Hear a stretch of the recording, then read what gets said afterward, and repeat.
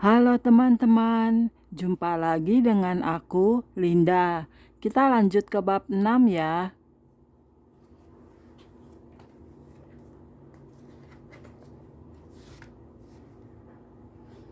Oke, mari kita mulai. 12 mujizat utama. Kita seharusnya tidak pernah meragukan kuasa Allah. Pada satu peristiwa, saya dan putri rohani saya pergi ke sebuah gereja yang musiknya begitu keras, sehingga dia memutuskan untuk duduk di barisan belakang karena telinganya begitu sensitif. Dari luar pintu samping, datanglah 12 malaikat dengan sebuah meja panjang, dan mereka memiliki 12 kotak transparan dengan kunci-kunci padanya. Saya berdoa, "Yesus, apakah ini?" Dan dia menjawab, "Akan ada 12 mujizat utama di sini pada pagi ini." Dia melanjutkan, "Lihatlah pada kotak pertama. Terkunci pada kotak itu adalah sebuah hati yang berdetak. Kotak berikutnya berisi busa kuning di dalamnya." Saya berpikir sendiri, benda apakah itu? Roh berkata, "Ada orang-orang di sini yang memiliki penyakit asma, dan kami akan menjamah mereka dengan benda ini dan menyembuhkan mereka dari penyakit asma mereka." Ada tempurung lutut pada satu kotak, sebuah urat saraf pada kotak lain, dan seterusnya. Saya menjadi begitu kewalahan sehingga saya bertanya kepada Allah, "Tuhan, bagaimana saya akan melakukan semua hal ini?" Lalu saya memanggil putri rohani saya dari belakang gereja untuk menemui saya di sudut, dan saya menanyakan kepadanya apa yang dia lihat. Awalnya dia agak ragu untuk menceritakan kepada saya, tetapi kemudian dia melanjutkan menggambarkan hal yang sama seperti yang saya lihat dalam penglihatan saya. Ketika saya berdiri di hadapan orang-orang, hal pertama yang saya tanyakan adalah, apakah ada siapapun di sini yang membutuhkan kesembuhan dari penyakit asma, atau adakah yang siapapun memiliki paru-paru yang buruk akibat merokok? Seketika itu juga orang-orang bangkit dan tampil ke depan gereja. Dan para malaikat Tuhan mengambil sebuah kunci, membuka kotak itu, kemudian berlarian dan mulai menjamah paru-paru mereka. Orang ini rebah ke lantai karena kuasa Allah dan bangkit dalam keadaan sembuh. Salah satu di antara mereka bahkan menyaksikan, "Saya melihat seorang malaikat dengan sebuah benda aneh pada tangannya. Saya malu untuk memberitahu Anda seperti apakah benda itu, tetapi itu terlihat seperti busa." Itu adalah sebuah konfirmasi lain akan penglihatan yang saya dan putri saya lihat sebelumnya. Kemudian kami mendapati bahwa pendeta dari gereja itu membutuhkan sebuah hati, dan dia selalu berjalan dengan pincang karena lututnya yang buruk. Selama kebaktian ini, dia juga rebah karena roh Allah, dan sayap-sayap malaikat mulai memulihkan dia. Ketika dia akhirnya bangun dari lantai, dia menuju ke ruang kerjanya dan menangis. Kemudian dia mengunjungi dokternya, dan sesudah itu menelepon untuk memberi laporan. Hatinya benar-benar baru.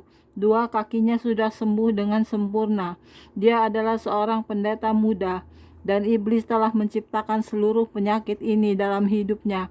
Tetapi dalam sesaat saja, Allah telah membuangnya dan membuatnya benar-benar menjadi baru.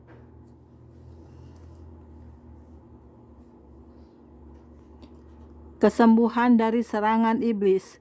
Suatu kali saya mengunjungi Taiwan untuk melayani selama 1 bulan, dan kami mengadakan beberapa pertemuan besar di mana ada beberapa penerjemah. Suatu malam, seorang wanita datang ke gereja bersama putrinya yang berusia 2 tahun dengan sebuah kereta anak. Anaknya tidak dapat mengangkat kepalanya, dan dia terlalu kecil untuk usianya.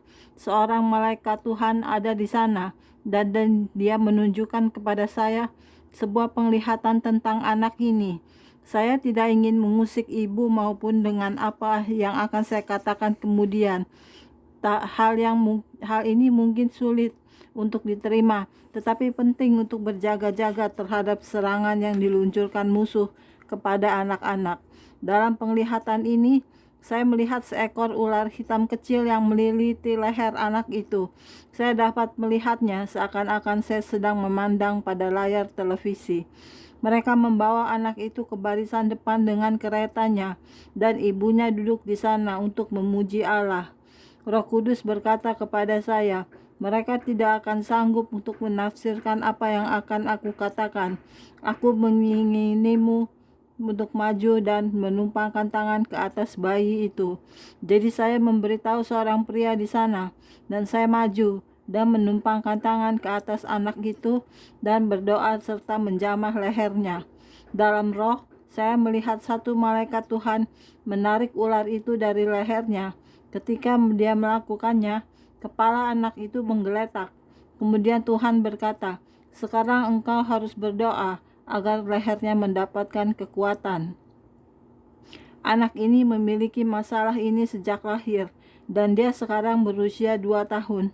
Dia berkata, "Aku akan menguatkan leher dan kepala anak itu." Saya berdoa dan berdoa untuk anak itu dan mengurapinya dengan minyak.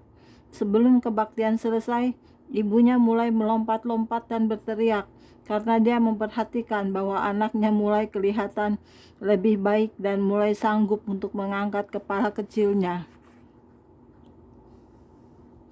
Pemulihan punggung. Berbagai mujizat ini menggetarkan jiwa saya. Saya telah melihat segala jenis kesembuhan, termasuk kesembuhan banyak masalah punggung. Saya telah mendoakan orang-orang yang kaki-kakinya bertumbuh 2 atau 3 inci. Seorang pria tidak dapat membungkuk selama 20 tahun. Kami berdoa dan Yesus menyembuhkan punggungnya. Seorang pria bernama Ed menulis surat kepada saya. Anda berdoa untuk punggung bawah saya, dan kemarin dan hari ini saya telah mengalami kebebasan dari rasa sakit hampir 100%. Saya telah disembuhkan oleh darah Yesus. Saya berenang di kolam hari ini dan memiliki hari yang luar biasa. Saya memuji Dia di sepanjang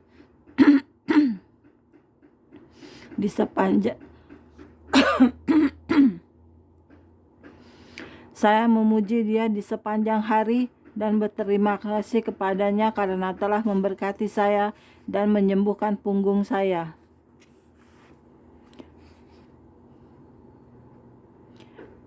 Uskup Bloomer memberikan kisah berikut ini tentang peristiwa ketika ibunya disembuhkan dari sakit punggung yang akut setelah meragukan kuasa kesembuhan Allah.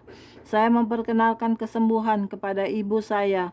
Para penyembuh iman yang terkenal pada abad 20-an seperti Oral Roberts, A.A. Allen, dan Kathryn Kuhlman memiliki pengaruh yang besar padanya.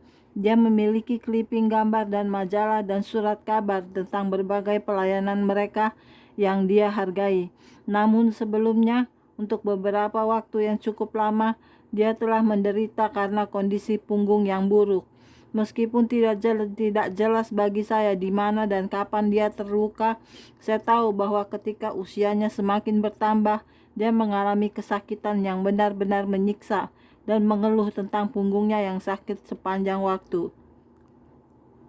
Suatu malam ketika kami tiba di rumah, dia sedang duduk di depan televisi menangis. Saya bertanya kepadanya, "Apa yang terjadi?" Dan dia memberitahu saya bahwa punggungnya seperti terbakar. "Ma," tanya saya, "apakah kau terluka? Apakah kita perlu menelpon dokter?" Dia mulai menjelaskan, "Tidak, ini adalah api yang baik. Ini seperti obat gosok liniment. Liniment adalah obat salep berbau mint yang hebat, yang orang-orang gunakan untuk menggosok punggung mereka dan otot mereka untuk meredakan rasa sakit, serupa dengan asperkrem hari ini."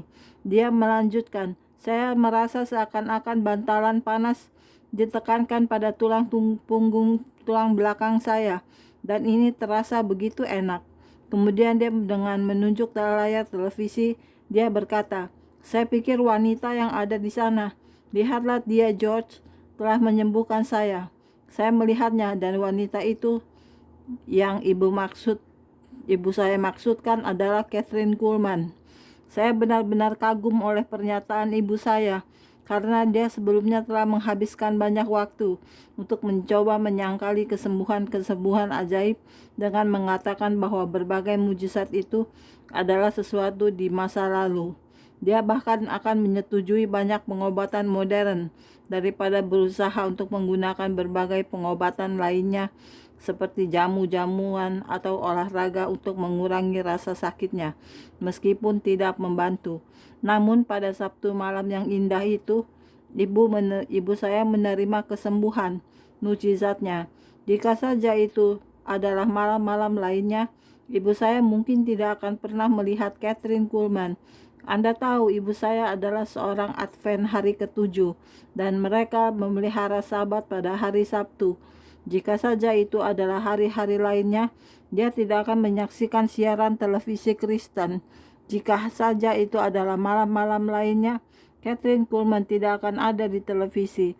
Tetapi Allah memakai dia sebagai alat untuk menyembuhkan ibu saya.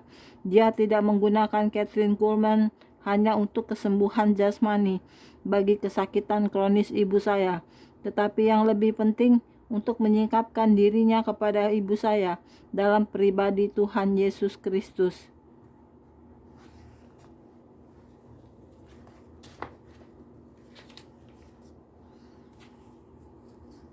Oke, sekian dulu untuk hari ini videonya ya.